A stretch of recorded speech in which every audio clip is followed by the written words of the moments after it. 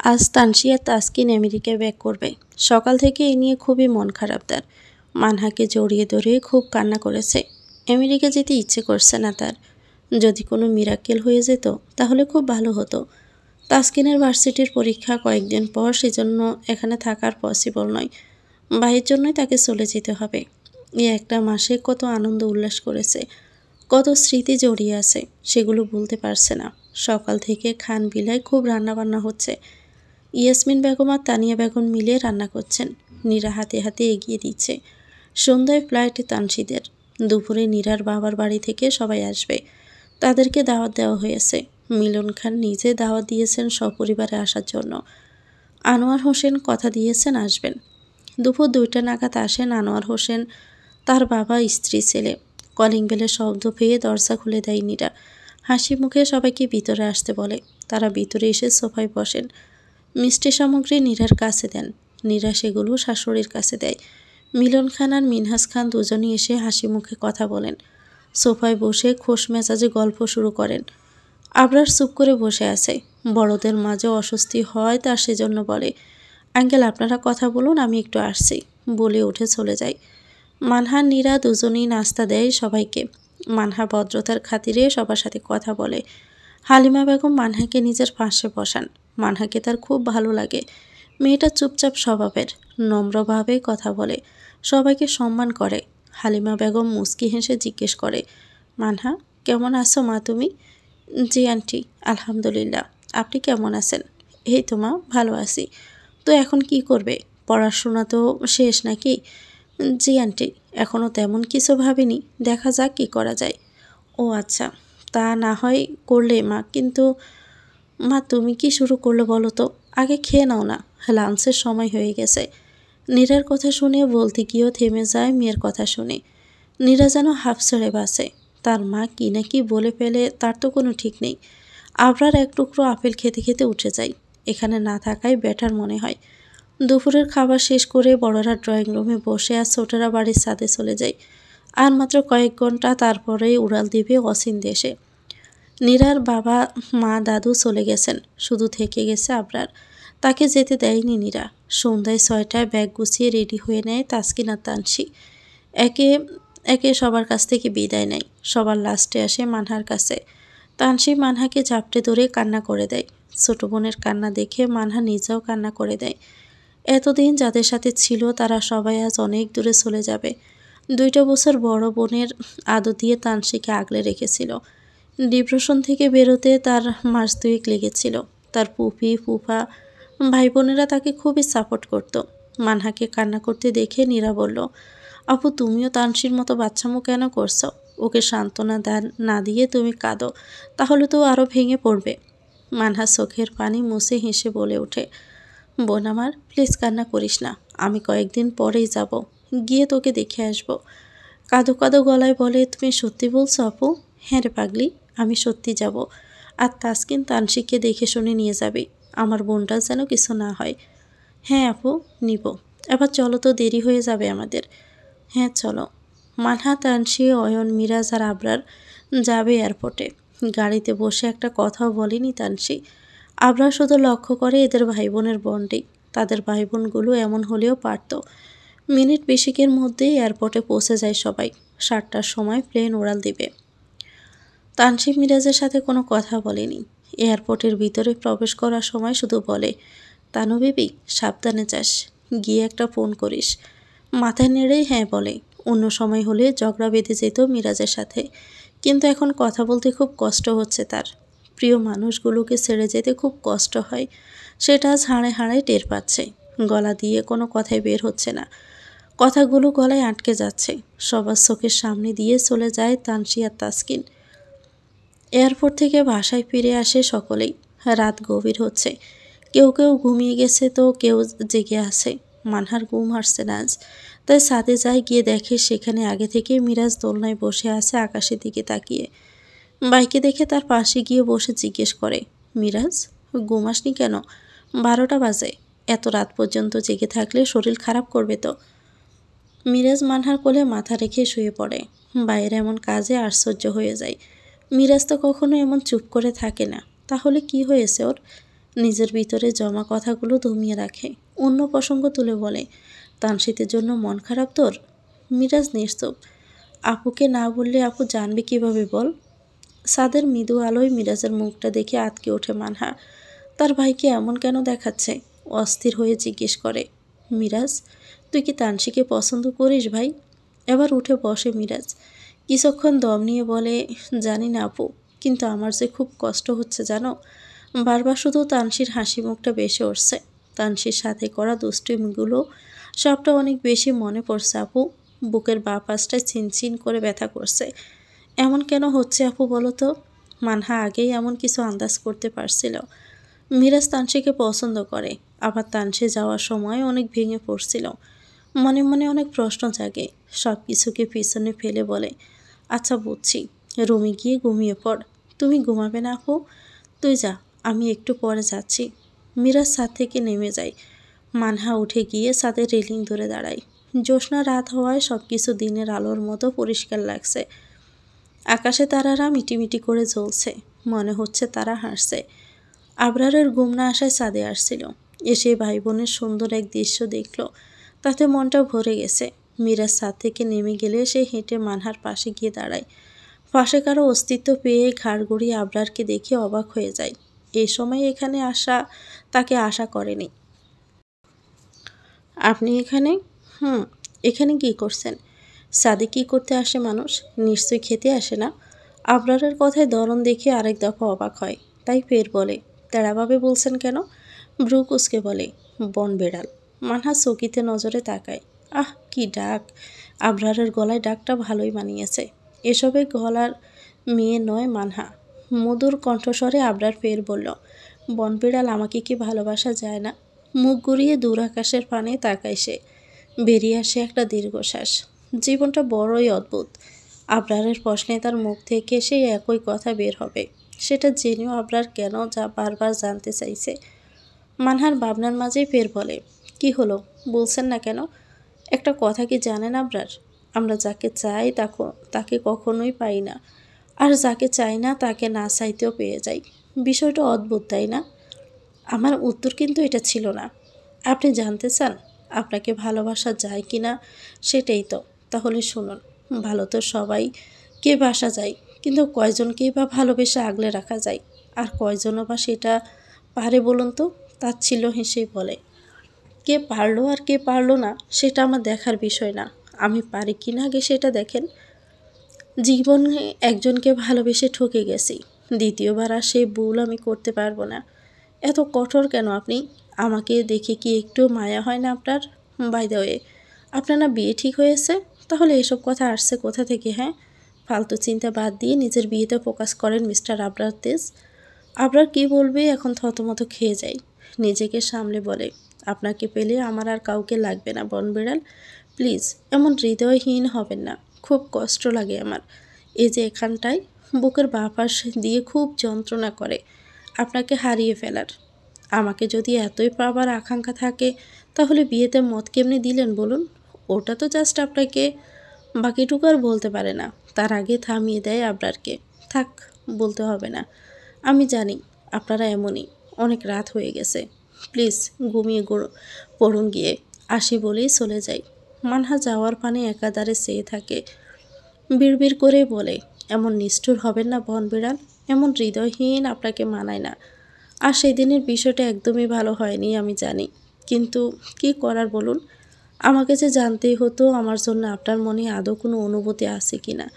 Just এটুকুর জন্যই অমন একটা প্রাঙ্ক করেছিলাম, এর চেয়ে বেশি কিছুই না। তার জন্য আমি লজ্জিত। সে কবেই আবরার তেজ তার মনটা মানহা খানকে দিয়ে ফেলেছে, সেটা কখনো ফেরত নেওয়া সম্ভব নয়। আপনাকে আমি নিজের করেই ছাড়ব বনবিড়াল, ইটস মাই প্রমিস। পূর্ব আকাশে সূর্য উদিত হচ্ছে। একটু একটু করে চারদিকে ছড়িয়ে পড়েছে তার আলো। সূর্য তার কিরণে চারপাশটা আলোকিত করে ফেলছে। প্রতিদিনের মতো আজও সুন্দর এক নতুন সকালের সূচনা হয়। মানুষজন তার কর্মক্ষেত্রে ব্যস্ত হয়ে পড়ে। অনেক রাত করে ঘুমানোর ফলে একটু দেরিতে ঘুম ভাঙে মানহার আর আবরারের। 7টার পরপরই উঠে পড়ে মানহা। দ্রুত ফ্রেশ হয়ে ড্রয়িং রুমে চলে যায়। সেখানে প্রায় সবাই আসে, নেই শুধু আবরার আর মিরাজ। মানহা গিয়ে তার বাবার পাশে বসে পড়ে। মিনহাজ খান মেয়েকে দেখে মুচকি হাসেন। ব্যস্ততার কারণে তিনি মেয়েকে সময় দিতে পারেন না। কয়েকটা দিন কাজের খুবই প্রেশার ছিল, আপাতত এখন নেই, তাই ভাবছেন 2টা দিন পরিবারকে সময় দিবে। মিনহাজ খান মেয়ের মাথায় হাত বুলাতে বুলাতে বলেন, প্রিন্সেস, তোমার দিনকাল কেমন যাচ্ছে? ব্যস্ততার কারণে তোমাকে সময় দিতে পারিনি, বাট এখন আর কাজের কোনো প্রেশার নেই, তোমাকে অনেক সময় দিব। মানহা মুচকি হেসে উত্তর দেয়, আলহামদুলিল্লাহ বাবা, সময়টা ভালোই যাচ্ছে, বলে মুখে আদার গনিয়ে আসে, কারণ তার সময়টা ভালো যাচ্ছে না। নানান ঝামেলা তাকে আষ্টে পিষ্টে জড়িয়ে রেখেছে, কিছুতেই ছাড়তে চাইছে না। বাবাকে তো আর সেটা বলা যাবে না, তাই মিথ্যে হাসি ঝুলিয়ে মিথ্যে বলতে হলো। মানহার মুখে হাত দিয়ে বলেন, কি হলো মা, তোমার মুখটা এমন হয়ে গেল কেন? কিছু কি হয়েছে? না বাবা, হালকা হেসে বলে, তাই বলো মা, আমি তো টেনশনে পড়ে গিয়েছিলাম। এমন আরও কত শত কথা হয় বাবা মেয়ের মধ্যে, সেখানে কেউ তাদের ডিস্টার্ব করে না। বাবা মেয়ের মাঝে কেউ কাবাবে হাড্ডি হতে চায় না। এক পর্যায়ে কথা বলতে বলতে জোরে হেসে ওঠেন দুজনেই। আবরার নিচে নামার সময় বাবা মেয়ের এই সুন্দর দৃশ্য দেখে মুখে হাসি ফুটে ওঠে। মানহান হাসির দিকে অপলক দৃষ্টিতে তাকিয়ে থাকে। ড্রয়িং রুমে থাকা সকলেই তাদের দিকে তাকিয়ে পড়ে। দুজনেই থতমত খেয়ে যায়। তারপর তাদের সাথে অয়ন আর তার বাবা দুজনেই হেসে ওঠে। মানহা সেটা দেখে নিজেও হেসে ফেলে। চারজনের হাসিতে সারা বাড়ি ঝনঝনিয়ে ওঠে। হাসির শব্দ শুনে দুই ভাই কিচেন থেকে ড্রয়িং রুমে আসেন। নীরের কাছে সব দেখতে দিয়ে আসেন। এসে মুগ্ধ হয়ে যান দুজনেই। দুজন দুজনার দিকে অবাক হয়ে তাকান। ইশারায় বলে, এরা বাচ্চাদের মতো হাসছে কেন? শাশুড়ির দেরি হচ্ছে দেখে নীরব বেরিয়ে আসে। এসে তো সেও অবাক হয়ে যায়, মুখটা হা হয়ে যায় তার। মানহার হাসতে হাসতে চোখ পড়ে সিঁড়ির দিকে। তার দিকে একইভাবে তাকিয়ে আছে আবরার। দুজনের চোখাচোখি হয়ে যায়। তৎক্ষণাতে হাসি বন্ধ হয়ে যায় মানহার। দ্রুত চোখ সরিয়ে অন্যদিকে তাকায়। আবরার ধীরে ধীরে নিচে নেমে আসে। ইয়াসমিন বেগম এগিয়ে আসতে আসতে বলল, কি ব্যাপার, সবাই এত হাসছো কেন? সেটা তুমি বুঝবে না, বলেন মিলন খান। তিনিও মুখ বাঁকিয়ে কিছু না বলে চলে যান। তানিয়া বেগম জায়ের পিছন পিছন চলে যান। আবরারকে দেখে মিলন খান হেসে বলে উঠলেন, আবরার, এসো বাবা, দাঁড়িয়ে না থেকে বসে পড়ো। আবরার মুচকি হেসে মানহার অপোজিট সোফায় বসে পড়ে। এটা সেটা জিজ্ঞেস করে মিলন খান সেটা চুপচাপ উত্তর দেয়। মানহা সবার উদ্দেশ্যে বলে, তোমরা সবাই কথা বলো, আমি একটু আসছি, বলে চলে যায়। মানহা যাওয়ার পানে একাধারে চেয়ে থাকে। আবরার বুঝতে পারে তার বনবিড়াল তাকে ইগনোর করছে। মুহূর্তেই হাসি মুখটা আবারও মিলিয়ে যায়। টানা 23 ঘন্টা 35 মিনিট জার্নি করে পৌঁছে যায় আমেরিকা। সেখান থেকে গাড়ি নিয়ে সোজা নিজের বাসায় চলে যায় তানসি আর তাসকিন। আমেরিকান সময় সকাল 7টায় বাসায় পৌঁছায় দুজনে। জার্নি করার ফলে দুজনেই খুব টায়ার্ড হয়ে পড়ে। তানসির আম্মু তানভি খান ছেলে মেয়েকে ঠান্ডা পানি খেতে দেন। পানি খেয়ে দুজনে নিজেদের রুমে ফ্রেশ হতে চলে যায়। ওয়াশরুমে গিয়ে একেবারে শাওয়ার নিয়ে বের হয় তানসি। তারপর বেকনিতে দাঁড়িয়ে নিজের পরিচিত শহর দেখতে থাকে। খাওয়ার জন্য নিচে থেকে ডাক আসায় খেতে চলে যায়। সকালের খাবার খেয়ে রুমে চলে আসে। তার এখন বিশ্রামের প্রয়োজন। তার বাবা এখন বাসায় নেয়। মানহাকে ফোন দেওয়ার জন্য ফোনটা হাতে নিয়ে বেকনিতে চলে যায়। দেখে প্রায় 9টা বাজতে চলল। তাহলে এখন বাংলাদেশে সন্ধ্যা 6টা বাজতে চলল। হোয়াটসঅ্যাপে কল দেয়। বার দুয়েক রিং হতেই রিসিভ করে মানহা। রিসিভ করলে তানসি বলে, হাই আপু, কেমন আছো?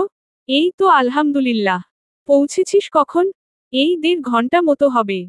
বাসায় এসে গোসল করে খেয়ে তারপর তোমাকে কল দিলাম। ও আচ্ছা, তাহলে এখন রেস্ট নে। নিশ্চয় অনেক টায়ার্ড।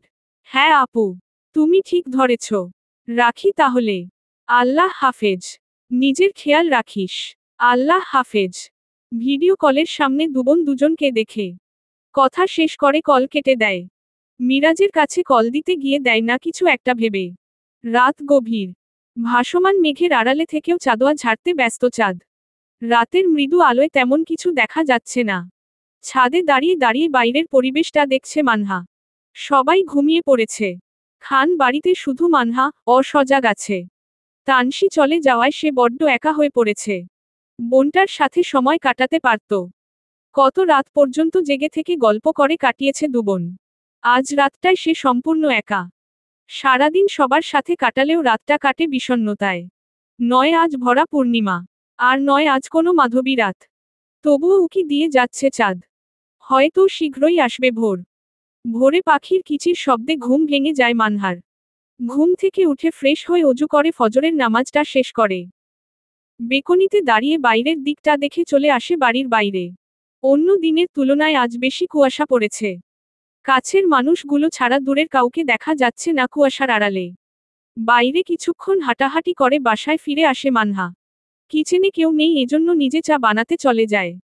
এক কাপ চা নিয়ে নিজের রুমে চলে যায়। বেকনিতে দাঁড়িয়ে দাঁড়িয়ে ধোয়া ওঠা চা খাচ্ছে আর বাইরের দিকে তাকিয়ে আছে। বেলা বাড়তে থাকে। দেখতে দেখতে সকালের নাস্তার সময় হয়ে গেছে।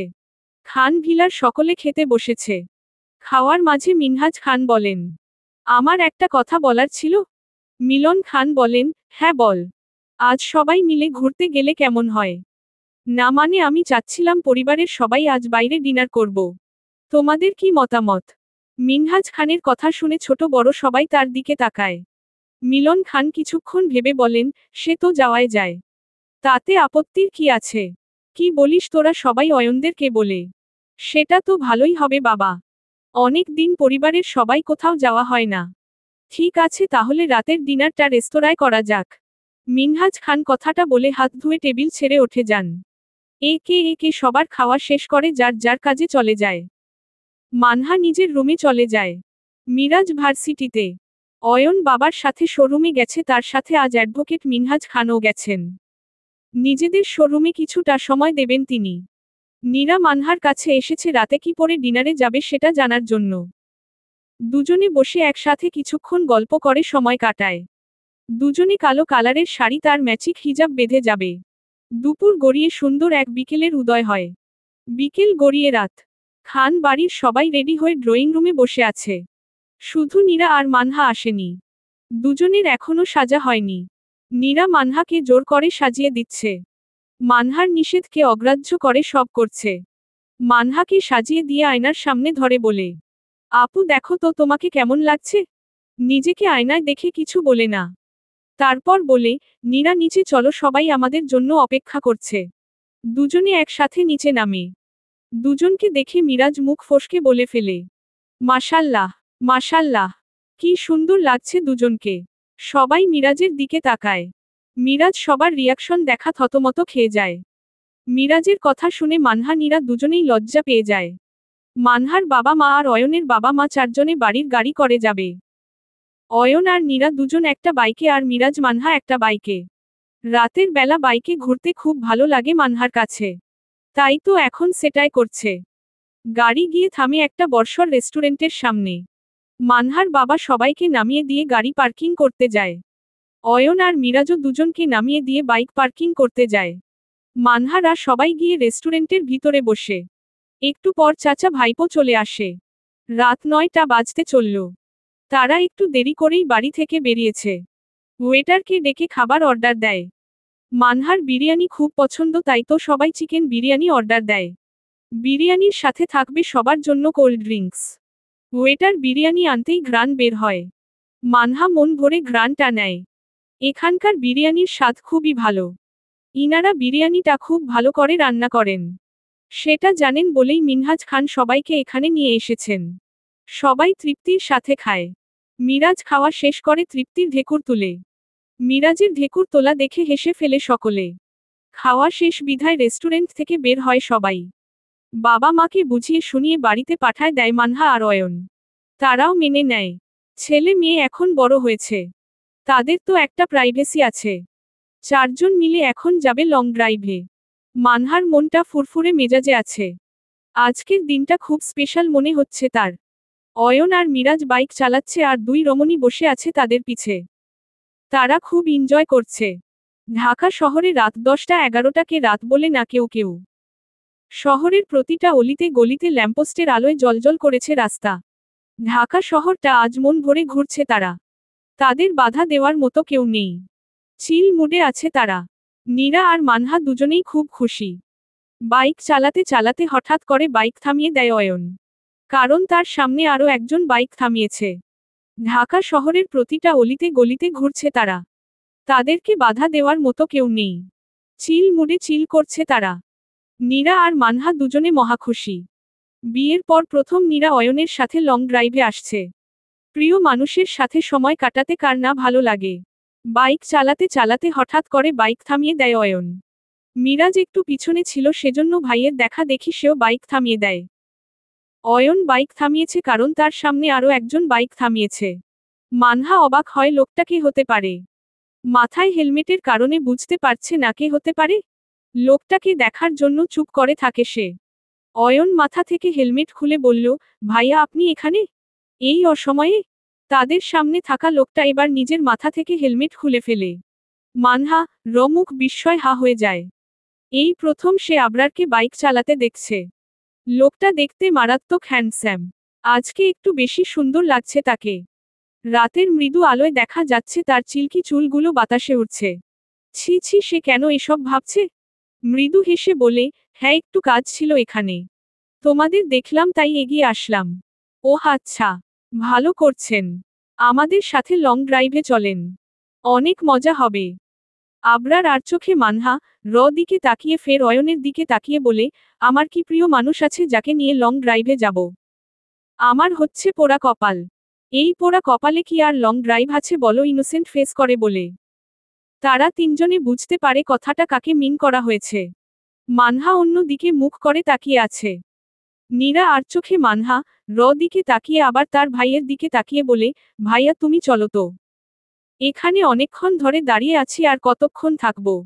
আবার বাসায় ফিরতে হবে তো। 3টা বাইকে 5 জন মানুষ।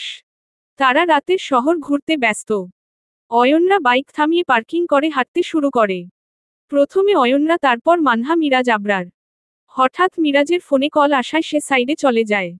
আবরার আর মানহা পাশাপাশি হাঁটে। মানহা অনেক ইনসিকিউর ফিল হয়। দুজনের নীরবতার মাঝে আবরার বলে, বনবিড়াল। আবেগ মাখা কণ্ঠ। মানহা নিজের দৃষ্টি স্থির করে হাঁটতে থাকে। এখন তার মনে হচ্ছে বাবা মা সাথে চলে যাওয়ায় বেটার ছিল। বনবিড়াল আর কত ঘুরাবেন আমায়? আপনি কি কিছুই বোঝেন না? বয়স বাড়ছে তো, কবে বাবা ডাক শুনবো বলুন? আবরারের কথা শুনে থমকে দাঁড়ায় মানহা। রাগী দৃষ্টি নিক্ষেপ করে তার পানে। আবরার বলতে বলতে কি বলে ফেলছে নিজেই বুঝতে পারেনি। যখন পারে তখন জিভে কামড় খায়। সে ভুল জায়গায় ভুল কথা বলে ফেলছে। মানহা রাগী ফেস দেখে বুকে ফু দিয়ে বলে, দেখুন ওভাবে তাকাবেন না। আপনার কি লজ্জা শরম নেই আবরার? কোথায় কি বলতে হয় সেটাও কি গুলিয়ে খেয়ে ফেলছেন? আই এম সরি বনবিড়াল, প্লিজ ওসব নামে আমাকে ডাকবেন। 100বার ডাকবো আপনার কি? আমার কি মানে? পারলে ঠেকান দেখি। মানহা আর একটা কথাও বলে না, কারণ সে জানে আবরার তার ছেঁড়া মানুষ। তা না হলে তার পিছে এমন আটার মতো লেগে থাকত। মিরাজ ফোন রিসিভ করে বলে, এত রাতে না ঘুমিয়ে কল দিছিস কেন? জানিস কয়টা বাজে? রাত 11:30। ফোনের ওপর প্রান্ত থেকে তানসি বলে, আরে গাধা, বাংলাদেশে এখন 11:30 বাজলেও আমেরিকা এখন 9:30 বাজে। ও সিট, আমার তো খেয়াল ছিল না। তো মশাই আপনি এখন কি করছেন? লং ড্রাইভে আসছি, বাট তোর জন্য ভেস্তে গেল। মিরাজের কথা শুনে তানসির মুখে আধার ঘনিয়ে এলো। মিরাজ লং ড্রাইভে গেছে, তার মানে মিরাজের গার্লফ্রেন্ড আছে। মুহূর্তেই চোখ দুটো টলমল করে তার। তানসির কোনো রেসপন্স না পেয়ে মিরাজ ফের বলে, কি রে, কথা বলছিস না কেন? অডিও কল হওয়ায় মিরাজ বুঝতে পারল না তানসি কাঁদছে। তানসি নিজেকে স্বাভাবিক করে কাঁপা কাঁপা কণ্ঠে বলে, কার সাথে গিয়েছিস মিরাজ? তোর যে গার্লফ্রেন্ড আছে এটা তো কখনো বলিসনি। মিরাজের টনক নড়ে। তানসি এতক্ষণ চুপ ছিল কেন সেটা বুঝতে পারে। মাথায় দুষ্টু বুদ্ধি এসে ভর করে মিরাজের। ফের বলে, আরে তুই চলে যাওয়ার পরই ওর সাথে দেখা দেন সেটিংটা করেনি। জানিসই তো আজকাল মেয়েরা যা শুরু করছে। তানসি খট করে কল কেটে দেয়। মিরাজকে সে খুব ভালোবাসে। সেই অষ্টাদশী কন্যা যখন বুঝতে শুরু করেছে ভালোবাসা কি, ঠিক তখন থেকেই মিরাজকে সে পাগলের মতো ভালোবাসে। কিন্তু কখনো বলেনি, কিংবা কাউকে বুঝতেও দেয়নি। কিন্তু আজ মনে হচ্ছে সে সবচেয়ে ভুল করে ফেলছে। নিজের মনের কথাটা না বলে নিজেকে আর ঠিক রাখতে পারে না। হাউমাউ করে কান্না করে দেয়। মিরাজ ফোন হাতে নিয়ে ভ্যাবলার মতো চেয়ে থাকে। মুখের উপর কল কেটে দিল। হায় রে মানুষ, সে কি খুব বেশি মজা করে ফেলছে? তানসি কি এখন কান্না করছে? মিরাজ ফের কল দেয় কিন্তু রিসিভ করে না। মিরাজ আবারও চলে যায় সবার মাঝে। বিষয়টা পরে দেখবে। 12টার সময় বাসায় ফেরে 4 জনে। অনেক ঘোরাঘুরির কারণে টায়ার্ড হয়ে পড়ে। আবার রাতও অনেক হয়েছে, সেজন্য ড্রেস চেঞ্জ করে শুয়ে পড়ে। তলিয়ে যায় গভীর। তানসি সকাল থেকে মনমরা হয়ে আছে ক্যাম্পাসে। ভার্সির ক্যাম্পাসে এক কোনায় সে আর তার বান্ধবী জেনি। জেনি বারবার জিজ্ঞেস করছে কি হয়েছে, কিন্তু তানসি কিছু বলছে না। জেনি আর সহ্য হয় না এভাবে বসে থাকলে কি কোনো সমস্যার সমাধান হয়। সেজন্য এবার জোরেই বলে ফেলে, তানসি লুক অ্যাট মি। ক্যাম্পাসের অনেকেই তাদের দিকে তাকায়। জেনি আমেরিকার মেয়ে, সে বাংলা পারে না, টুকটাক তানসির থেকে শিখছে। তারা ইংরেজিতে কথা বলে। হ্যাঁ বল, ক্লিয়ার করে বল কি হয়েছে। মিরাজের গার্লফ্রেন্ড আছে জেনি। ও আট, হ্যাঁ কাল রাতে তারা লং ড্রাইভে গেছে। কি বলিস, তোকে বারবার করে বলছিলাম মনের কথা বলে দে, শুনলি না তুই। এখন কি হবে তাহলে, মুখে হাত দিয়ে ভাবুক হয়ে বলে। আমি জানি না রে, আমার খুব কষ্ট হচ্ছে। মিরাজ কি বোঝে না আমি ওকে লাইক করি। ওর সাথে একটা মাস একই ছাদের নিচে কাটিয়েছি। ওর সাথে ঝগড়া করেছি, কত শত কথা বলছি, বাট বুঝলো না রে। আমি হেরে গেলাম বলে কান্নায় ভেঙে পড়ে তানসি। প্লিজ কান্না করিস না, এভাবে ভেঙে পড়লে হবে না। আমি মিরাজের সাথে কথা বলবো, প্লিজ তুই কান্না অফ কর। তাদের দুজনের আর ক্লাস করা হলো না। দুজনের বাসা পাশাপাশি, ভার্সিটি থেকে বের হয় দুজনে। তানসির মন ভালো করার জন্য তারা ঘুরবে। তাতে যদি তানসির মন ভালো হয়। তানসির বেস্ট ফ্রেন্ড জেনি, একই সাথে তাদের বেড়ে ওঠা। তানসির জন্ম বাংলাদেশে হলেও ছোট থেকেই তানসি আমেরিকায় বড় হয়েছে। সেই জন্য তাদের বন্ডিংটা অনেক স্ট্রং। দেখতে দেখতে 10 দিন পার হয়ে গেছে। কিভাবে যে সময় পার হয়ে গেছে বুঝতে পারেনি মানহা। তাকে আমেরিকা যেতে হবে খুব আর্জেন্ট। তাই তো বাবা মা চাচা চাচি সবাইকে নিজের রুমে ডেকেছে। সবাই মানহার রুমে বসে আছে। মানহার জরুরি তলবে হাজির সকলে। মিনহাজ খান মেয়েকে উদ্দেশ্য করে বলে, মানহা মামনি কি বলবে তুমি? কিছু কি হয়েছে? না বাবা কিছু হয়নি, তোমাদেরকে একটা কথা বলার জন্য আসতে বলছি। হ্যাঁ তা বল মা, মিলন খান বলেন।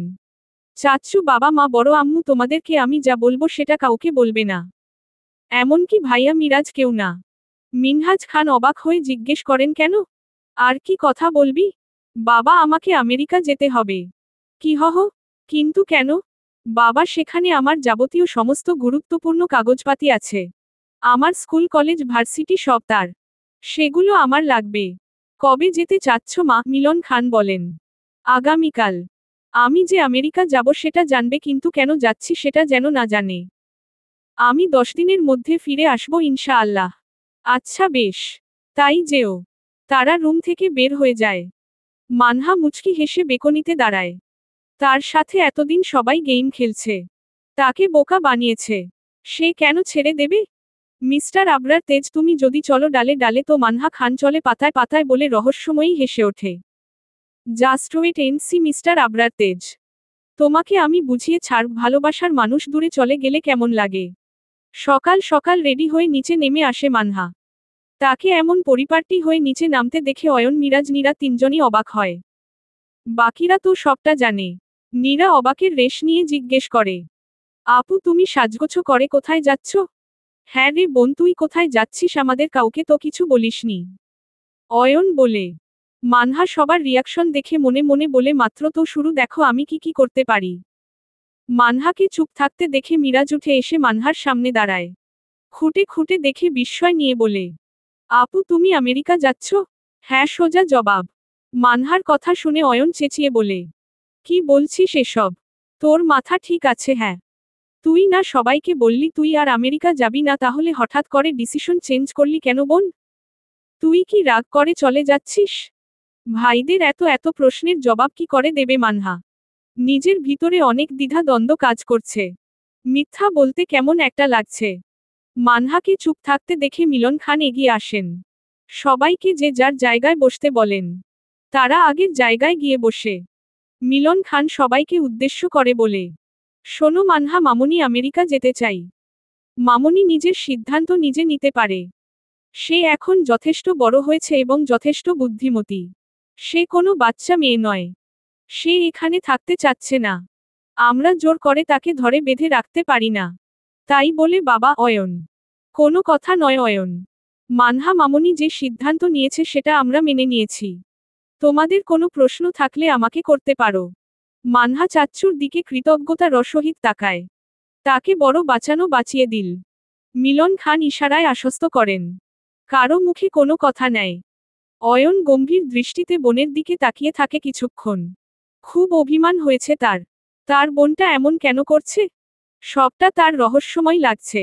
তার বোন যেটা বলে সেটাই করে। মানহার কথার খেলাপ হয় না কখনো, কিন্তু আজ হঠাৎ কি হলো ওর? মিরাজ কিছু না বলে বাড়ি থেকে বেরিয়ে যায়। মানহা পিছন থেকে ডাকলেও রেসপন্স করে না। অয়নও সেম কাজ করে। থাকলো শুধু নীরা, সেই বা আর কি করবে? শাশুড়ি আর চাচি শাশুড়ির কাছে চলে যায়। মানহাকে তানিয়া বেগম পরম যত্নে খাইয়ে দেন। আর চোখের পানি ফেলেন। মানহা মাকে কান্না করতে দেখে ফিসফিস করে বলে, মা কান্না করলে কিন্তু আর আসবো না নে। তখন কিন্তু সবসময় কাঁদতে হবে নে। তার থেকে ভালো হাসি মুখে আমায় বিদায় দাও। খাওয়া শেষ করে সবার থেকে বিদায় নেয় মানহা। তানিয়া বেগম কান্না করছেন। মিনহাজ খান মেয়েকে এয়ারপোর্টে দিয়ে আসবেন। মানহা বাসা থেকে বের হতেই নীরা দৌড়ে রুমে চলে যায়। আবরারকে এখনই বলতে হবে, নইলে কি যে হবে আল্লাহ জানে। 4 তলা বিশিষ্ট বিল্ডিংয়ে দাঁড়িয়ে আছে এক রমণী। তার দৃষ্টি সামনে বড় বড় বিল্ডিংয়ে। রমণীটি আর কেউ নয়। রমণীটি হলো মানহা। আজ 2টা দিন হয়ে গেছে সে আমেরিকা আসছে। আসার পর অয়ন আর মিরাজের সাথে কথা হয়নি বললে ভুল হবে, মানহা ফোন দিলে কেটে দেয়। কোনো ব্যাপার না, কয়টা দিনেরই তো ব্যাপার ভেবে মুচকি হাসে। আবরারের কথা ভেবে অনেক হাসি পাচ্ছে। মনে পড়ে যায় সেদিনের কথা। মানহা যখন এয়ারপোর্টের ভিতরে ঢুকে পড়ে তখন আবরারকে তার দিকে ছুটে আসতে দেখে। মানহা না দেখার ভান করে চলে আসছিল। এয়ারপোর্টের লোক আবরারকে ভিতরে ঢুকতে দেয়নি। নিরাশ হয়ে ফিরে যেতে হয়েছিল তাকে। আবরার যোগাযোগ করলেও সে করেনি। মানহা যখন তার ফুপির বাসায় পৌঁছালো তখন তাকে দেখে ভূত দেখা মতো চমকে যায় সকলে। সাথে অনেক খুশিও হয়। তানসির সে কি কাণ্ড! আপুকে পেয়ে অনেক হ্যাপি সে। তানভি খান মানহাকে রেস্ট নিতে উপরে পাঠিয়ে দেন। আমেরিকার সুন্দর একটি জায়গা হলো সান ডিয়েগো, ক্যালিফোর্নিয়া। সপরিবারে ঘুরতে যাওয়ার জন্য সবচেয়ে ভালো স্থান। এই শহরের উপকূল বরাবর রয়েছে একাধিক সমুদ্রতট, যেখানে বসেই বেশিরভাগ সময় কাটিয়ে দেওয়া যায়। তবে নানা ধরনের জলক্রীড়ার ব্যবস্থাও আছে। এছাড়াও বিশাল সমুদ্রের তলার জগৎটা ঠিক কী রকম, তা জানতে গেলে একবার ঘুরে আসতে হবে La Jolla underwater park and cove থেকে। এছাড়াও রয়েছে সান ডিয়েগো চিড়িয়াখানা, Balboa park, Spanish village art centre.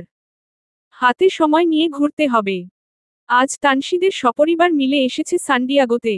মানহাও এসেছে। জায়গাটা অসম্ভব রকমের সুন্দর। মানহার বরাবর সমুদ্র খুব পছন্দ। সমুদ্রের ধারে পা ভিজিয়ে বসে মানহা। তার দেখাদেখি তানসিও সেম কাজ করছে।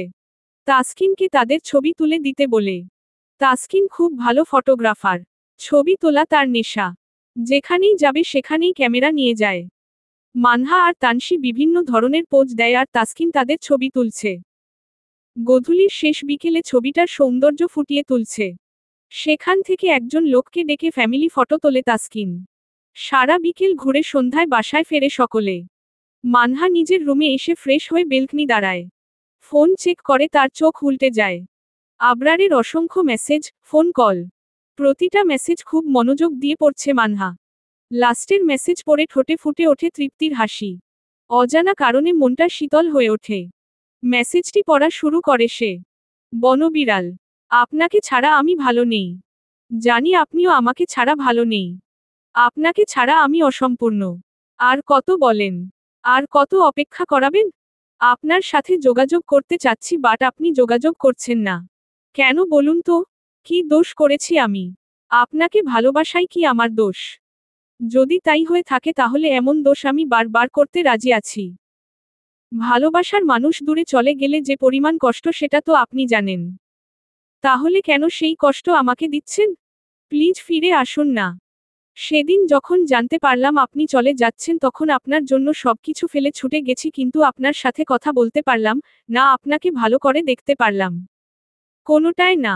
কতবার ডেকেছি সেটা কি আপনি জানেন? না, জানেন না। জানলে হয়তো যোগাযোগ করতেন। বিষণ্ণতা আমাকে ঘিরে ধরেছে বনবিড়াল। আমার সবকিছু বিষাক্ত লাগছে বনবিড়াল। কিছুতেই কাজে মন দিতে পারছি না। এমন হলে কোম্পানির ক্ষতি হবে সেটা জেনেও আমি কিছু করতে পারছি না। আপনার নেশা আমার সবকিছু এলোমেলো করে দিচ্ছে। আপনি কি ভেবেছেন আপনি দূরে চলে গেলে আমি আপনাকে ভুলে যাব? মোটেও না। আবরার তেজ যাকে একবার মন দিয়ে ফেলছে সেটা মরার আগ পর্যন্ত ফেরত নেবে না। ভালোবাসলে ভালোবাসার মানুষকে ভুলে থাকা যায় না বনবিড়াল। আমার ভালোবাসা যদি সত্যি হয়ে থাকে তাহলে আপনাকে আমি পাবই ইনশাআল্লাহ। বনবিড়াল প্লিজ কাম ব্যাক। প্লিজ আমি আর সহ্য করতে পারছি না। আমার খুব কষ্ট হচ্ছে। বুকটা ফেটে যাচ্ছে। কাউকে বলতে পারছি না। প্লিজ বনবিড়াল প্লিজ। তারপর কয়েকটা কান্নার ইমোজি দেওয়া। পুরো মেসেজটা পড়ে থমকে যায় মানহা। সে জানতো আবরার তাকে ভালোবাসে বাট এতটা কল্পনা করতে পারেনি। এখন তার কি করা উচিত? কথা বলবে না থাক সবটা সামনাসামনি হবে ভেবেই মুচকি হাসে। শুধু ছোট্ট একটা মেসেজ দিয়ে রাখে। এত অধৈর্যে কেন আপনি? সবুর করুন। ধৈর্যের ফল সব সময় মিষ্টি হয়। তানসি বিছানায় উপর হয়ে শুয়ে আছে। পাশে ফোনের পর ফোন বেজেই চলেছে বাট রিসিভ করছে না। ফোনের ওপর প্রান্তের মানুষটাও ধৈর্য সহকারে ফোন দিয়েই যাচ্ছে। সে পণ করছে ফোন না ধরা পর্যন্ত সে ফোন দিয়েই যাবে। মানহা রুম থেকে বেরিয়ে নিচে নামার সময় খেয়াল করে তানসির ফোন বেজেই চলেছে বাট রিসিভ করছে না। সেজন্য তানসির রুমে আসে। এসে দেখে তানসি উপর হয়ে শুয়ে আছে।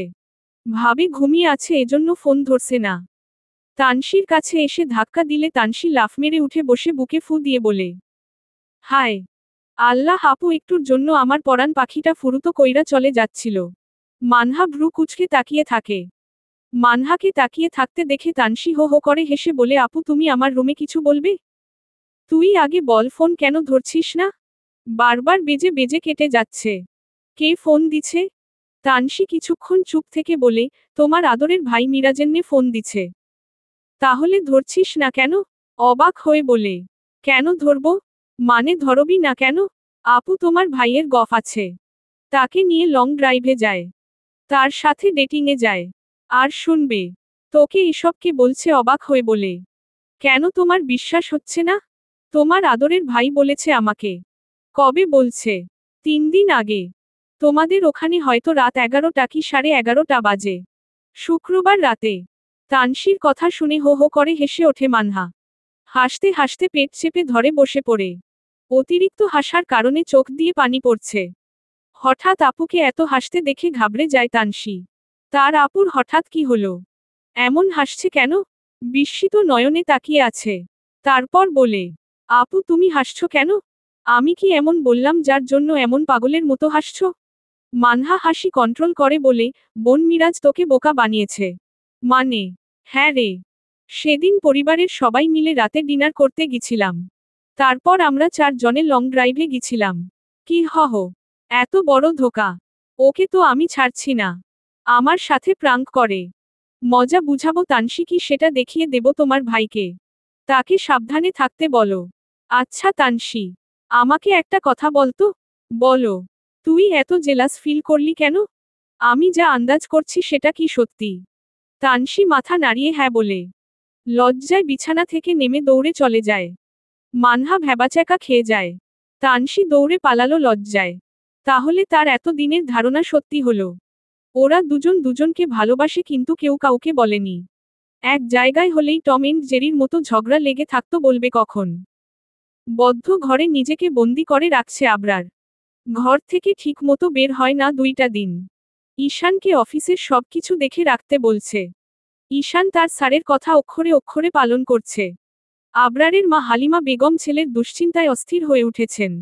বাড়ির সবাই খেয়াল করছেন আবরার আর আগের মতো নেই। কিছু একটা হয়েছে তার ছেলের তারা কেউ জানেন না। তাই নীরাকে খবর দিয়েছে আসার জন্য। নীরা বলছে সন্ধ্যায় আসবে। হালিমা বেগম ছেলের রুমের দরজায় কড়া নাড়ে। ভিতর থেকে কোনো রেসপন্স পান না। সেজন্য দৌড়ে গিয়ে স্বামীকে ডেকে আনেন। আনোয়ার হোসেন তার স্ত্রী ডাকে দৌড়ে ছেলের রুমে আসেন। আনোয়ার হোসেন বড় দুশ্চিন্তায় পড়ে যান। তার ছেলে তো এমন না। আবরার যথেষ্ট বুদ্ধিমান ছেলে। তিনি আর সময় ব্যয় না করে ছেলেকে ডাকা শুরু করেন। তেজ দরজা খোল। দরজা কেন বন্ধ করে রাখছিস? তেজ আমার কথা শুনতে পাচ্ছিস না তুই? স্বামীর সাথে হালিমা বেগমও ডাকা শুরু করেন। তেজ বাবা রে দরজা খোল। আবরার সবার ডাকাডাকি করতে দেখে বিরক্তি নিয়ে দরজা খুলে বলে, আমাকে একটু একা থাকতে দাও তোমরা। তোমরা কেন বুঝতে পারছো না আমার বাইরে যেতে ভালো লাগছে না? Please leave me alone. তারা দুজনেই অবাক হয়ে ছেলের পানে তাকান। ছেলেকে বড্ড অচেনা লাগছে তাদের। আনোয়ার হোসেন বিস্ময় নিয়ে বলল, তেজ তোর কি হয়েছে? এমন রুড বিহেভ করছিস কেন বাবা? তোমরা আমার সমস্যার সমাধান করতে পারবে। জানি পারবে না। তাহলে ডিস্টার্ব কেন করছো? তোর মনের কথা আমাদের সাথে শেয়ার কর। আমরা আমাদের সর্বস্ব দিয়ে চেষ্টা করব। তোমাদের কিভাবে বলবো সেটাই তো বুঝছি না বাবা। আচ্ছা তুই শান্ত হয়ে বস। আমাদেরকে সবটা বল। দেখবি নিজেকে অনেক হালকা লাগবে। আবরারের রুমের ভিতর দুজনে এসে বসেন। আবরার চুপটি করে বসে আছে। বাবা মা দুজনে তাকিয়ে আছেন ছেলের পানে। তাদের শোনাটা খুব দরকার। আবরার বাবা মার দিকে তাকিয়ে বলতে শুরু করে, জানো আমি একটা মেয়েকে খুব ভালোবেসে ফেলেছি। তাকে এতটাই ভালোবেসেছি তাকে আর ভুলতে পারছি না। জানো বাবা মেয়েটাকে আমার মনের কথা বলছি বাট সে রিজেক্ট করছে। সে নাকি আমাকে ভালোবাসে না, আগে কখনো এতটা কষ্ট পায়নি যতটা কষ্ট পেয়েছি সেদিন। জানো মা মেয়েটা না আমাকে ছেড়ে অনেক দূরে চলে গেছে। আমি এখন কি করব মা? বলতে বলতে চোখ বেয়ে এক ফোঁটা নোনা পানি গড়িয়ে পড়ে হালিমা বেগমের হাতে। হালিমা বেগম চমকে ওঠেন ছেলেকে দেখে। তিনি আবরারের চোখের পানি মুছিয়ে দিয়ে বলেন, তোকে কেন ভালোবাসে না সেটা বলেনি বাবা। তোর মাঝে কি এমন খামতি আছে যার জন্য তোকে রিজেক্ট করছে? হ্যাঁ মা, সেটা বলেছে। বাট তাতে আমার কোনো আপত্তি নেই। কি বলেছে আবরার? কেন তোকে রিজেক্ট করলো? আনোয়ার, বাবা মেয়েটা ডিভোর্সি। What thought? দুজনেই চেঁচিয়ে ওঠেন। আবরার বাবা মা দুজনের দিকেই তাকায়। তারা যেন আকাশ থেকে পড়ছে। তোমরা এমন কেন করছো? তুই একটা ডিভোর্সি মেয়েকে ভালোবেসেছিস। তোর মাথা ঠিক আছে? আমাদের স্ট্যান্ডার্ড কোথায় সেটা কি ভুলে গেছিস? হালিমা বেগম একটু জোরেই বলে ফেলেন। এত কথাবার্তার শব্দ শুনে আবরারের দাদা তার রুমে চলে আসেন। এসে জিজ্ঞেস করেন কি হয়েছে? এত চেঁচামেচি শোনা যাচ্ছে। হালিমা বেগম বিছানা থেকে উঠে এসে শ্বশুরের সামনে দাঁড়িয়ে বলল, বাবা আপনার নাতির কথা শুনুন। সে পাগল হয়ে গেছে। জেনে শুনে একটা ডিভোর্সি মেয়েকে ভালোবেসেছে। তাতে সমস্যা কোথায়? শ্বশুরের কথা শুনে আশ্চর্য হয়ে যায় হালিমা। অবাক হয়ে জিজ্ঞেস করেন, বাবা আপনি এসব কি বলছেন? আপনিও ওর তালে তাল দিচ্ছেন। বৌমা তুমি শান্ত হয়ে বসো। ব্যাপারটা ঘোলাটে না করে ঠান্ডা মাথায় ভেবে দেখো। আবরারের দাদু গিয়ে তার সামনে বসে আবরারকে কিছুক্ষণ পরোক্ষ করে দেখে। ছেলেটা আগের থেকে শুকিয়ে গেছে। চেহারায় আগের সৌন্দর্যটা নেই। চোখের নিচে কালচে দাগ পড়েছে। আবরার এতক্ষণ স্থির দৃষ্টিতে সব দেখছিল। মানহা তাকে বলছিল তার মা তাকে মেনে নিতে পারবে না। সে যে ডিভোর্সি মেয়ে। আবরার কত বড় মুখ করে বলছিল তার মা ওরকম না। সে মেনে নেবে। আজ সবটাই ফিকে মনে হচ্ছে। দাদু ভাই তুমি মেয়েটাকে তার বাড়ির ঠিকানা দাও। আমি নিজে গিয়ে কথা বলবো। দাদু তোমরা সবাই তাকে চেনো। কে সে? নীরার ননদ মানহা। তারা যেন খুব বেশি অবাক হন। তিনি খুশি হয়ে বলেন, তাহলে তো ভালোই হলো। তাদের সাথে আরও একটা আত্মীয়তার সুযোগ পাচ্ছি। দাদু তোমার মানহাকে মেনে নিতে কোনো অসুবিধা নেই। না রে দাদু ভাই। মানহা মেয়েটাকে আমার খুব পছন্দ। কিন্তু তোরও যে হবে সেটা ভাবনার বাইরে ছিল। আই লাভ ইউ দাদু। এই জন্য তোমাকে আমি এত ভালোবাসি। খুশিতে তাকে জড়িয়ে ধরে। খানিকক্ষণ পরে আবরার তার বাবার দিকে তাকায়। ফের বলে, বাবা তুমিও কি মা মতো মানহাকে মেনে নিতে পারবে না? আমার কোনো আপত্তি নেই বাবা। বাট তোর মা যে কেন মানতে পারছে না সেটা আমি জানি না। আবরারের দাদু আনসার হোসেন ছেলের বউকে জিজ্ঞেস করে, বৌমা তোমার কেন এত আপত্তি সেটা কি জানতে পারি? মেয়েটা কোন দিক দিয়ে খারাপ বলো? তোমার তাকে কেন অপছন্দ? বাবা মানহা মেয়েটা খুব ভালো। আমারও তাকে খুব ভালো লাগে কিন্তু মেয়েটা যে ডিভোর্সি। সমাজের মানুষ কি বলবে? সমাজের মানুষের কথা ভেবে তুমি তোমার ছেলেকে কষ্ট দিবে? তাদের কাজই তো মানুষকে এই কথা বলা। তাদের কথায় কান না দিয়ে চলো। তাহলেই জীবন সুন্দর। তোমাকে একটা কথা বলি। কথাটা আজও তোমরা কেউ জানো না। কি কথা বাবা? আনোয়ার হোসেন, বলুন বাবা। হালিমা, আজ থেকে অনেক বছর আগের কথা। আমি তখন তেজ দাদু ভাইয়ের বয়সী। দাদু ভাইয়ের মতো আমিও একটা ডিভোর্সি মেয়েকে ভালোবেসে ফেলি। মেয়েটা আমাকে চিনতো না জানতো না। হঠাৎ একদিন বাবা মাকে বুঝিয়ে শুনিয়ে রাজি করিয়ে মেয়েটার বাড়ি নিয়ে যায়। বিয়ের প্রস্তাব দেয়, কিন্তু মেয়েটা রাজি হচ্ছিল না একই কারণে। কিন্তু আমিও হাল ছাড়িনি, মেয়েটাকে জয় করে তাকে নিজের বউ করে ঘরে আনি। তার কথা শুনে সকলে অবাক হয়ে যান। তিনি ফের বলেন, আমি তেজ দাদু ভাইয়ের মাঝে নিজেকে দেখতে পারছি। আমি দৃঢ় বিশ্বাস দাদু ভাই মানহা সব দিক দিয়ে প্রোটেক্ট করতে পারবে। বৌমা, তুমি কি মানহাকে মেনে নিতে পারবে না? আমার মাও তোমার শাশুড়িকে মেনে নিছিল। হালিমা বেগম কিছুক্ষণ চুপ থেকে আবরারের দিকে তাকিয়ে বলল, আমার কোনো আপত্তি নাই। মানহাকে নিয়ে যদি আমার ছেলে সুখে থাকতে পারে তাহলে কোনো সমস্যা নেই, বলে রুম থেকে বেরিয়ে যায়। তার পিছন পিছন তারাও বেরিয়ে যায়।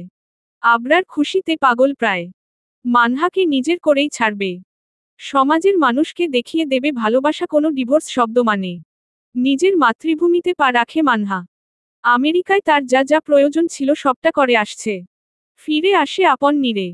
এই 10 দিনে একবারও অয়ন মিরাজের সাথে কথা হয়নি। মাঝে 2 দিন নীরার সাথে কথা হয়েছে। মূলত নীরাকে অয়ন কথা বলতে দেয়নি। অয়ন পাগলামো দেখে সবাই অবাক হয়। বাসার সামনে এসে কলিং বেল বাজায়। একটু পর এসে মিরাজ দরজা খুলে দেয়। কারণ এ সময় সবাই নিজের কাজে ব্যস্ত। দরজায় মানহাকে দেখে ভূত দেখার মতো চমকে লাফ দিয়ে ওঠে মিরাজ। ভূত ভূত বলে চিল্লাতে থাকে। অয়ন সোফায় বসে ফোন দেখছিল, হঠাৎ মিরাজকে লাফাতে দেখে এগিয়ে যায়। দরজায় মানহাকে দেখে খুব অবাক হয়।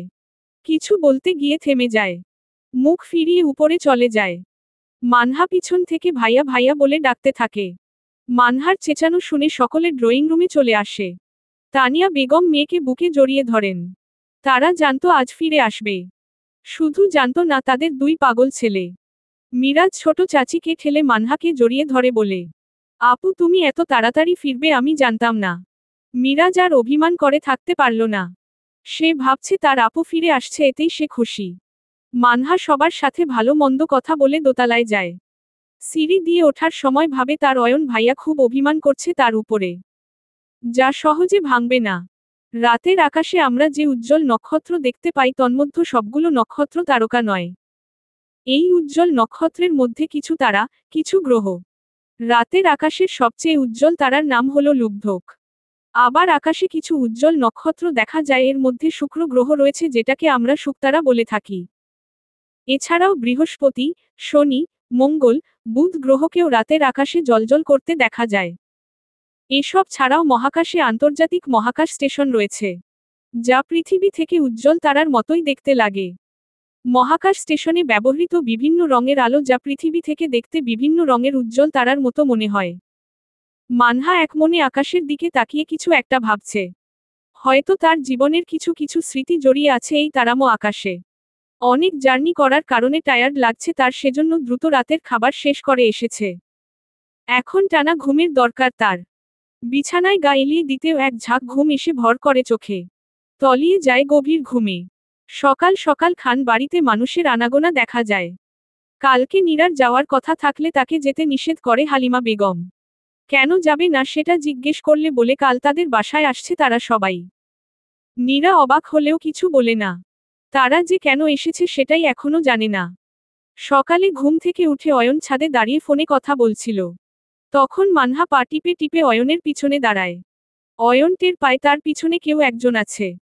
একটু পর এটাও বুঝতে পারে পিছনে তার বোন দাঁড়িয়ে আছে। মিটিমিটি হাসছে অয়ন। বাট মানহা ভাবে ফোনে কথা বলছে এজন্য হয়তো হাসছে। সেজন্য চুপ করে অপেক্ষা করে কথা শেষ হওয়া পর্যন্ত। অয়ন কথা শেষ করে পিছনে ফিরে মানহাকে দেখে না দেখার ভান করে চলে যেতে নেয়। কিন্তু যেতে পারে না। মানহার কথা শুনে তার পা থেমে যায়। ভাইয়া তুমি এত অভিমান করছো আমার উপরে? সেদিনের পর থেকে আজ পর্যন্ত একটা বারো কথা বলনি আমার সাথে। আমি কি এমন করছে যার জন্য এমন করছো? কথা না বললে অনেক দূরে চলে যাব, চাইলেই আর কাছে পাবে না, বলতে বলতে ফুপিয়ে কেঁদে ওঠে। অয়ন বোনের কান্নার শব্দ পেয়ে তড়িৎ গতিতে ছুটে এসে জড়িয়ে ধরে বলে, কান্না করিস না বোন। বিশ্বাস কর বোন, আমি কোনো অভিমান করিনি। প্লিজ কান্না থামা, তোর কান্না যে আমার সহ্য হয় না। মানহা ফুপিয়ে ফুপিয়ে কেঁদেই চলেছে। অয়ন সোজা করে দাঁড় করিয়ে চোখের পানি মুছিয়ে দিয়ে বলে, তোর ওই চোখে যেন আর পানি না দেখি। তুই সব সময় হাসি খুশি থাকবি বোন। তুমি রাগ করে নেয় তো ভাইয়া? না রে পাগলি। দুই ভাই বোন হাসি খুশি হয়ে নিচে নামে। একজন আরেকজনকে এক এক কথা বলছে আর হাসছে। সিঁড়ি দিয়ে দুজন হাসতে হাসতে নামতে দেখে চোখটা জুড়িয়ে যায় সবার। আবরার এক দৃষ্টিতে চেয়ে থাকে তার বনবিড়ালের পানে। ড্রয়িং রুমে এত মানুষ, তারপরও আবরারদেরকে দেখে হকচকিয়ে যায় মানহা। হুট করে দাঁড়িয়ে যায় সিঁড়ির মাঝে। মন আর সায় দিচ্ছে না নিচে নামতে। আবার এখান থেকে চলে গেলে ব্যাপারটা খারাপ দেখায়, সেজন্য যেতে পারে না। হঠাৎ বোনকে থেমে যেতে দেখে পিছু ফিরে তাকায় অয়ন। ইশারায় জিজ্ঞেস করে কি হয়েছে। মানহা হালকা হেসে কিছু না বলে ভদ্র তার জন্য নিচে নেমে আসে। অয়ন সবার সাথে হেসে হেসে কথা বলে। মানহা সবার সাথে কুশল বিনিময় করে রান্নাঘরে চলে যায়। এখানে থাকলে অস্বস্তিতে পড়তে হবে। সবার সাথে হাতে হাতে কাজ করে দেয় মানহা। সবার জন্য নাস্তা তৈরি করে নিয়ে আসে মানহা আর নীরা। মানহার চিন্তা ভাবনা ভালোই ভালোই এখান থেকে কেটে পড়তে পারলে হয়। আবরার মানহার দিকে তাকিয়ে থাকে। চোখের পলক পড়ে না। মনে হচ্ছে কত দিনের তৃষ্ণা মিটাচ্ছেন তিনি। এতে যেন আরো বেশি অস্বস্তিতে পড়ে মানহা। আবরারের পাশেই অয়ন দাঁড়িয়ে ছিল। বোনের দিকে তাকিয়ে থাকতে দেখে নিচু হয়ে ফিসফিস করে বলে, ভাইয়া চোখের পলকটা একটু ফেলেন। আমার বোনটা যে লজ্জা পাচ্ছে। এখানে কিন্তু বড়রা আছে, একটু তো শরম করুন। অয়নের কথায় লজ্জায় চোখ ফিরিয়ে নেয় আবরার। ফের সামনে তাকিয়ে দেখে মানহা সেখানে নেয়। আশেপাশে তাকিয়ে কোথাও পায় না। নিরাশ হয়ে অয়নের দিকে তাকায়। অয়ন ইশারায় উপরে দেখিয়ে দেয়, কারণ সে উপরে নিজের রুমে চলে গেছে। মানহা সুযোগ বুঝে নাস্তা দিয়েই কেটে পড়ে চলে যায় নিজের রুমে। রুমে এসে হাফ ছেড়ে বাঁচে সে। কেমন ড্যাব ড্যাব করে তাকিয়েছিল। লজ্জা শরম বলতে কিছু নেই লোকটার। আর তারা আমাকেই বাকি ভাবত। ছি ছি। নাস্তা শেষ করে সোফায় আরাম করে বসেন আনোয়ার হোসেন। কিছুটা নড়েচড়ে বসে বাবার দিকে তাকান। আনসার হোসেন ইশারায় বলতে বলে, খান ভিলার ড্রয়িং রুমে সকলে উপস্থিত আছে। নেই শুধু মানহা আর মিরাজ। তারা নিজেদের রুমে আছে।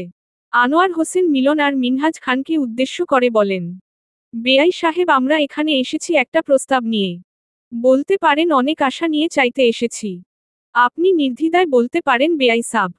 মিলন খান, আমরা আপনাদের কি এমন দিতে পারি? আপনাদের তো কিছুর অভাব নেই।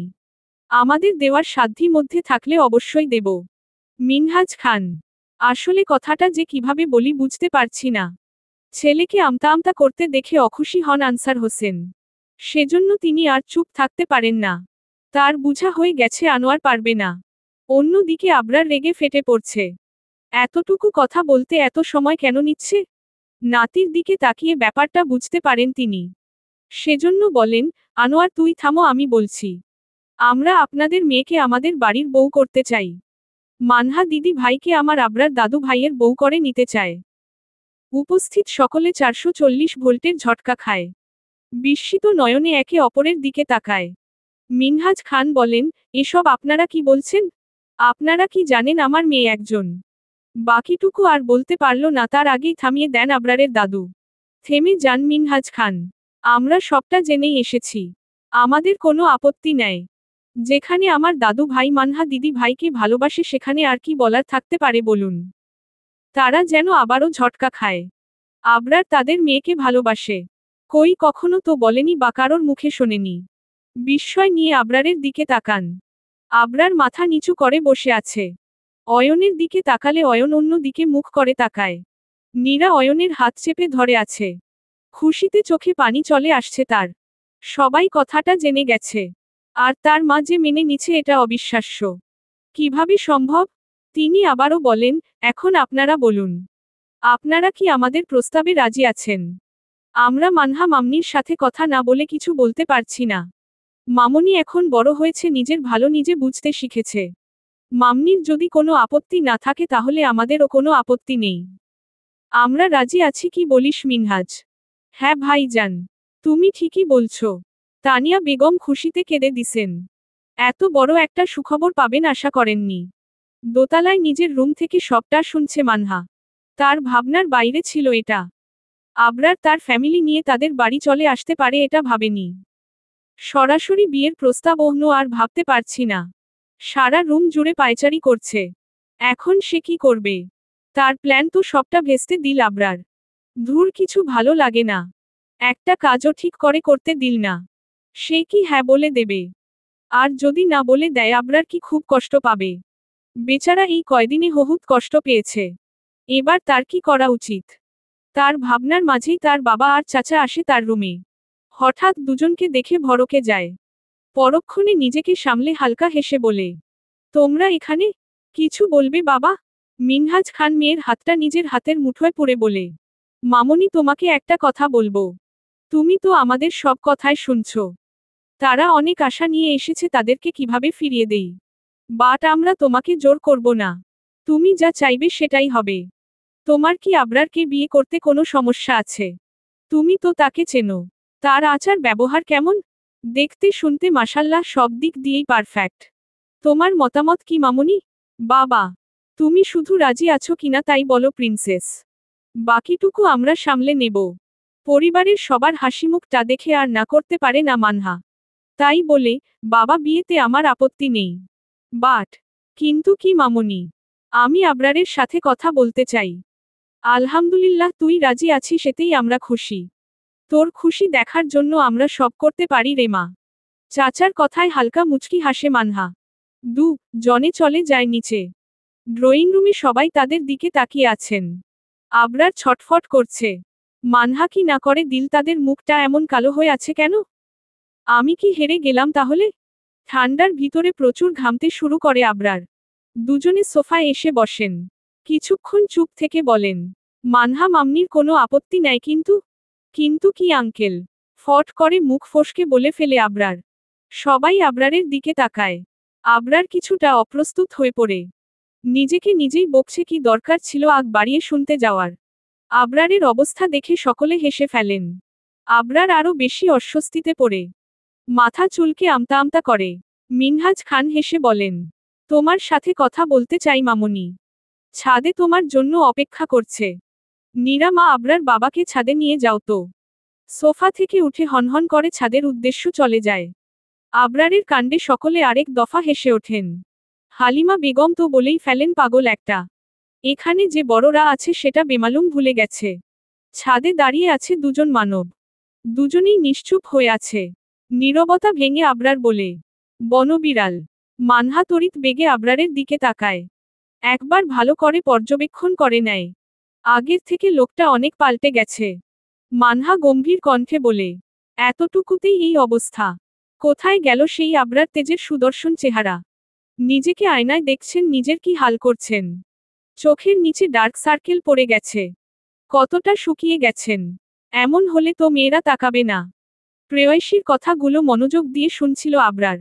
শরীরে ভালো লাগা ছেয়ে যায়। লাস্টের কথা শুনে বলে, তার জন্য আপনি তো আছেন। দরকার নাই কোনো মেয়ে তাকানো।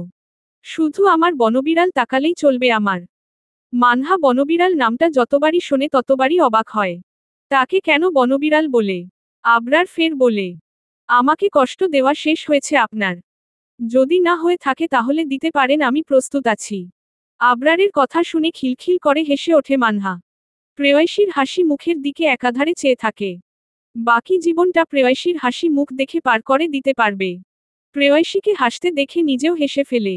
আজ শুক্রবার। বন্ধের দিন হওয়ায় সবাই ফ্রি থাকে। পরিবারকে সময় দেয়। প্রিয় মানুষকে সময় দেয়।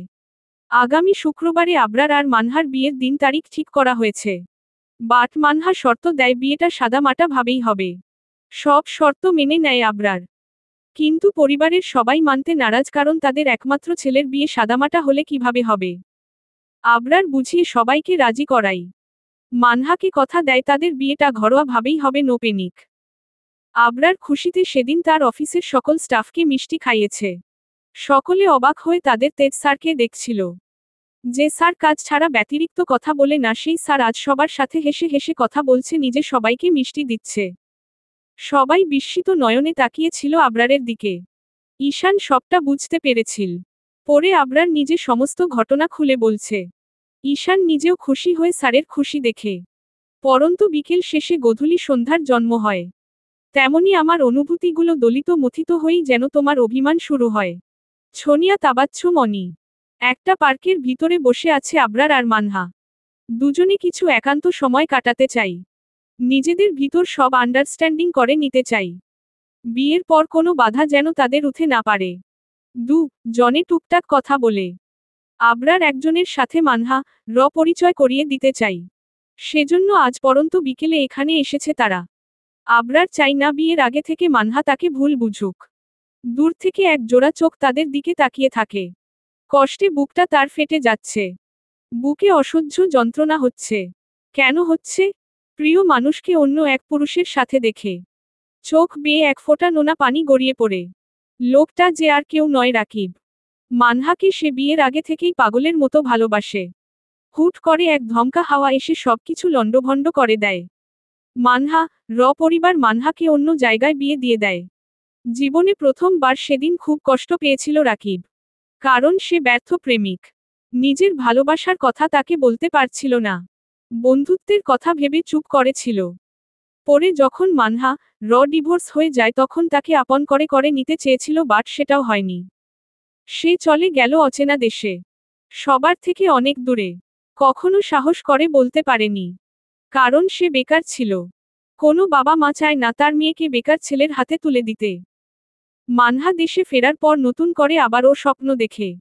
দিন রাত পরিশ্রম করে একটা চাকরি পেয়েছে সে। মানহার সাথে সংসার করার স্বপ্ন বুনেছে। ছোট একটা সংসার হবে তাদের। থাকবে না কোনো বাধা। তাদের গল্পটা অন্য সবার থেকে ভিন্ন বানাতে চেয়েছিল, বাট নিমিষেই সবকিছু ভেঙে চুরে শেষ হয়ে গেল তার বিড়বিড় করে বলে। সুন্দর ছিল গল্পটা, কিন্তু পূর্ণতা পেল না। ভালোবাসার কমতি ছিল না, তবুও তোমায় পাওয়া হলো না। এক টান দিয়ে বাইক নিয়ে হাওয়া চটে পার হয়ে যায় সেখান থেকে। প্রেয়সীকে অন্য কারোর পাশে দেখে তার সহ্য। সেদিনের সেই মেয়েটাকে দেখে অবাক হয়ে আবরারের দিকে তাকায় মানহা। ইশারায় জিজ্ঞেস করে মেয়েটাকে। আবরার মেয়েটাকে নিজেদের পাশে বসিয়ে মানহার সাথে পরিচয় করিয়ে দেই। মানহা, এটা হচ্ছে আমার খালামণির একমাত্র মেয়ে নিসা। এবার অনার্স ফার্স্ট ইয়ারের স্টুডেন্ট। অনেক পাজি মেয়ে, যাকে বলে বদের হাড্ডি। নিসা, এটা হচ্ছে তোদের একমাত্র ভাবি। নিসা হাত উঁচু করে বলে, হাই ভাবিমনি, কেমন আছো তুমি? মানহা মুচকি হেসে বলে, আলহামদুলিল্লাহ, তুমি কেমন আছো? আমিও আলহামদুলিল্লাহ আছি। ভাবিমনি সেদিনের জন্য সরি কানে হাত দিয়ে বলে, ভাইয়ার কোনো দোষ ছিল না, আমি ভাইয়াকে জোর করে এটা করতে বলেছি। ভাইয়াকে তুমি ভুল বুঝো না প্লিজ। আরে তুমি কেন সরি বলছো? আমি মাইন্ড করিনি। মানহা, আপনারা দুজন কথা বলুন, আমি কিছু অর্ডার দিয়ে আসি। ভাইয়া, কি হয়েছে? অবাক হয়ে জিজ্ঞেস করে। তুমি ভাবিমনিকে আপনি করে বলছো? ছি ছি, এটা কোনো কথা হলো? আজ থেকে তুমি করে বলবা। নিসার কথা শুনে দুজনেই মুখ চাওয়াচাওয়ি করে। আবরার নিসাকে বলে, আচ্ছা ঠিক আছে, যাই আমি। সন্ধ্যার আগেই বাসায় ফিরে আসে মানহা। অফিসের কাজে খুব ব্যস্ত হয়ে পড়ছে আবরার। বিয়ের পর কয়েকদিন অফিসে আসতে পারবে না, এজন্য দিনরাত 24 ঘন্টা শুধু কাজই করে যাচ্ছে। অফিস রুমে বসে কাজ করছিল আবরার, তখন বাইরে থেকে কেউ দরজা নক করে। বিরক্তিতে কপাল কুঁচকে যায়। কাজের সময় কেউ ডিস্টার্ব করুক এটা মানতে পারে না সে, কিন্তু বারবার নক করায় চেয়ার থেকে উঠে গিয়ে দরজা খুলেই বলে, তোমরা জানো না কাজ করার সময় আমাকে ডিস্টার্ব করলে এর পরিণাম কি হতে পারে? একটু জোরে বলায় সবাই আবরারের দিকে তাকায়। সামনের লোকটা কাচুমাচু হয়ে দাঁড়িয়ে আছে, কিছু বলার সাহস হচ্ছে না। লোকটাকে দাঁড়িয়ে থাকতে দেখে বলে, কি হলো, এখন চুপ করে আছো কেন? বোবা হয়ে গেছো নাকি? স্যার, একজন আপনার সাথে দেখা করতে আসছে। বলছে খুব আর্জেন্ট নাকি? আমি তাকে বলছি স্যার ব্যস্ত আছে, বাট মেয়েটা আমার কথা শুনছে। সে নাকি আপনার সাথে দেখা না করে যাবে না। মেয়ে, কে সে? তিশা চৌধুরী পিছন থেকে মেয়েলি কণ্ঠস্বর পেয়ে তাকিয়ে দেখে তিশা। মুহূর্তেই চোখ মুখ শক্ত হয়ে যায়। এই মুহূর্তে তিশাকে এক্সপেক্ট করেনি সে। আপনি আমার অফিসে কেন? কেন আসতে পারি না বুঝি? আপনি আমার বিজনেস পার্টনার। থুরি আমার না আমার বাবার। আর বাবার মানেই তো আমার, তাই না? কেন এসেছেন সেটা বলে কেটে পড়ুন। দাঁড়িয়ে দাঁড়িয়ে কথা বললে বেমানান লাগবে, চলুন কোথাও গিয়ে বসে কথা বলি। ইচ্ছা না থাকা সত্ত্বেও আবরারকে যেতে হয় তিশার সাথে।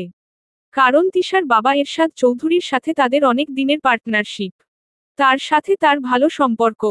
আবরার তিশাকে নিয়ে তার কেবিনে যায়। আবরার নিজের চেয়ারে বসে তিশাকে তার সামনের চেয়ারে বসতে বলে। তিশা রুমের চারপাশটায় চোখ বুলিয়ে নেয়। সবটা খুব সুন্দর করে গোছানো। ভালো লাগে তার। একটা চেয়ার টেনে বসে পড়ে তিশা। তিশাকে বসতে দেখে বলে, তো বলুন, কি দরকারে আসছেন? সেদিনের ব্যাপারে কি ভাবলেন?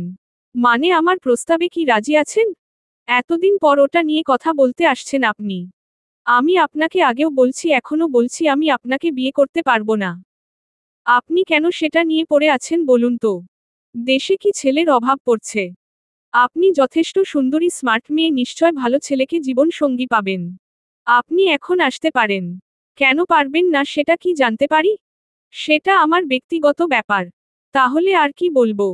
আপনার ভাগ্য আপনি নিজ হাতে শেষ করছেন, আমার তো আর কিছু বলার থাকে না। এর জন্য আপনাকে পস্তাতে হবে আবরার তেজ। বলে রুম থেকে বেরিয়ে যায়। তিশা বাড়ি এসে নিজের রুমের সবকিছু ভাঙচুর করছে, সামনে যা পাচ্ছে তাই ফেলে দিচ্ছে। নিজের রাগ কিছুতেই কন্ট্রোল করতে পারছে না সে। রিজেক্ট শব্দটা তার ডিকশনারিতে নেয়। আর সেই শব্দটা আবরারের থেকে 2 বার পেল। কিছুতেই মেনে নিতে পারছে না। উপর থেকে ভাঙচুরের শব্দ পেয়ে দৌড়ে এলেন এরশাদ চৌধুরী। দরজা খোলা ছিল বলে দ্রুত ঢুকতে পারছেন তিনি। মেয়েকে উত্তেজিত হতে দেখে অবাক হন তিনি। দ্রুত পায়ে গিয়ে মেয়েকে জড়িয়ে ধরেন। তিশা বাবাকে পেয়ে তাকে আঁকড়ে ধরে। এরশাদ চৌধুরী বলল, মাই ডটার, প্লিজ শান্ত হও। এত উত্তেজিত হলে তোমার শরীর খারাপ করবে। কি হয়েছে পাপাকে বলো, পাপা সব ঠিক করে দেবে। পাপা, আমি আবরারকে বিয়ে করতে চাই। কাকে? সোজা দাঁড় করিয়ে বলে। আবরার তেজকে পাপা। তাকে আমার খুব পছন্দ হয়েছে। সেটা তো ভালো কথা। তাহলে এত রেগে আছো কেন? পাপা, সে আমাকে রিজেক্ট করছে। সেটা আমি মেনে নিতে পারছি না। আচ্ছা তুমি শান্ত হও, আমি বিষয়টা দেখছি। মেয়েকে ঠান্ডা করে নিজের রুমে চলে যান। বড্ড চিন্তায় পড়ে গেছেন তিনি। কি করবেন এখন? মেয়েটাকে ছোট থেকে আদর যত্ন করে বড় করেছেন। যখন যা চেয়েছে তাই দিয়েছে। কোনো তার কমতি রাখেননি। তার স্ত্রী মারা যাবার পর থেকে মেয়েটা অনেক জেদি হয়ে গেছে। যা চেয়েছে সেটা না পেলে সব লণ্ডভণ্ড করে দেয়। কিচ্ছু মানে না। আবরারকে সে খুব ভালো করেই চেনে। আবরার যেটাই না বলে সেটা না করে। নাকে আর হ্যাঁ বলানো সম্ভব নয়। তাও মেয়ের জন্য আবরারের সাথে কথা বলবেন যদি কিছু করা যায়। দেখতে দেখতে বিয়ের সময় ঘনিয়ে আসছে আবরার আর মানহার। তাদের বিয়েটা সাদামাটা ভাবে হলেও আবরার তার প্রেয়সীকে নিজের মনের মতো করে সাজিয়ে নিয়ে যেতে চাই। অল্প কিছু সংখ্যক মানুষ থাকবে বিয়েতে যারা তাদের নিকট আপনজন। আবরারের কথা মতো আজ সন্ধ্যায় তারা শপিংয়ে যাবে। মানহা যেতে চাই না, বাট আবরারের জেদের কাছে হার মানতে হয়। আবরার নিজ কক্ষে বসে ফাইল দেখছে। তার পাশে দাঁড়িয়ে আছে ঈশান। অনেকক্ষণ যাবৎ কিছু বলার জন্য চেষ্টা করছে কিন্তু বলতে পারছে না। আবরার ফাইল চেক করছে আর ঈশানকে লক্ষ্য করছে। ঈশান আর চুপ করে থাকতে পারে না। কারণ সে যদি চুপ করে থাকে তাহলে আজ কথাটা বলতেই পারবে না। সেজন্য বলে, স্যার একটা কথা বলার ছিল। আবরার ফাইল থেকে মুখ সরিয়ে বলে, হ্যাঁ বলো। Sir underscore. আর বলতে পারল না। তার আগেই বাইরে থেকে কেউ দরজা নক করে। ঈশান বিরক্তিতে উচ্চারণ করে। ঈশানের অবস্থা দেখে মিটিমিটি হাসছে আবরার।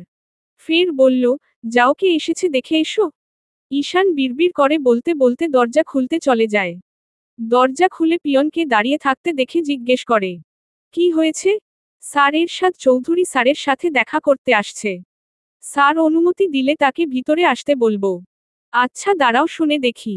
ঈশানের অনেক রাগ হচ্ছে, এখনই কেন তাকে আসতে হলো? শালার কপালটাই খারাপ আমার।